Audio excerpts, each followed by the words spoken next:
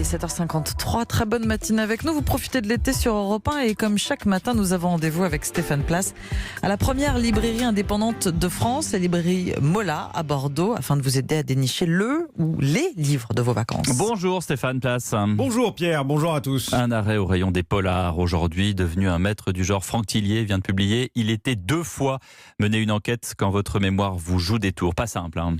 C'est dans une petite ville au cœur des montagnes que débute cette enquête, tout à fait particulière pour ce gendarme, puisque c'est sa propre fille de 17 ans qui a mystérieusement disparu. Et comprendre ce qui s'est passé devient naturellement le cauchemar obsessionnel de ce père qui vient de se réveiller dans une chambre d'hôtel où l'on conduit ses investigations. Problème, cet officier de gendarmerie découvre assez rapidement qu'il n'est pas en 2008, l'année de la disparition, mais bien en 2020. Et de ces 12 années, il n'a aucun souvenir. C'est le début de « Il était 2 fois », polar qu'a beaucoup aimé Véronique Marot, libraire chez Mola. Gabriel Moscato va s'endormir dans la chambre que lui prête le propriétaire pour consulter le registre du jour de la disparition de sa fille, parce que sa fille a travaillé dans cet hôtel, donc il pense qu'il aurait peut-être une piste avec les clients qui ont été là ce jour-là. Il s'endort et un bruit sourd contre la vitre va le réveiller.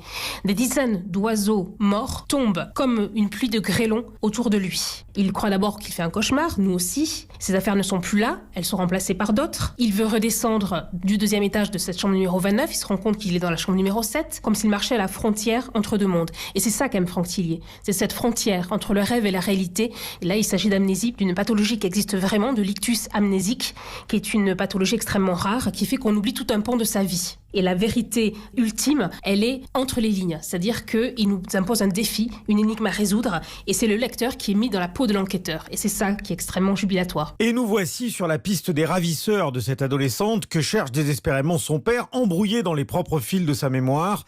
Personnage surgit tout droit de la fertile imagination de Franck Tillier. C'est l'histoire d'un père qui va tout faire pour retrouver sa fille, mais aussi un gendarme, c'est-à-dire qu'il est à la fois le père et l'enquêteur, ce qui n'est pas toujours évident à gérer, et de se dire comment quelqu'un peut, en 2008, s'endormir à un endroit et se réveiller au même endroit 12 ans après. Je voulais démarrer comme ça parce que je trouvais ça tellement extraordinaire. Ça va s'expliquer par un type d'amnésie très particulier, l'écoulement du temps. Moi, j'ai toujours été effrayé en me disant, mais les personnes qui n'ont plus aucun souvenir, est-ce qu'elles existent encore finalement, puisqu'elles ne savent plus d'où elles viennent, elles ne savent plus quelles sont et ce qu'elles ont vécu. Alors oui, j'ai déjà écrit sur la mémoire fantôme, c'était une amnésie. On retrouve ces thèmes-là dans mes livres. On peut traiter des sujets qui nous obsèdent, mais de manière à chaque fois différente. Une bonne part de l'intrigue se déroule dans cette commune de Savoie, cernée par les parois rocheuses. Bref, un cadre oppressant, brumeux, humide et qui accentue la tension, la noirceur de ce récit qu'on ne lâche pas. Un bon écrin pour un polar. Merci Stéphane Place, tous les matins, un nouveau livre à 7h50.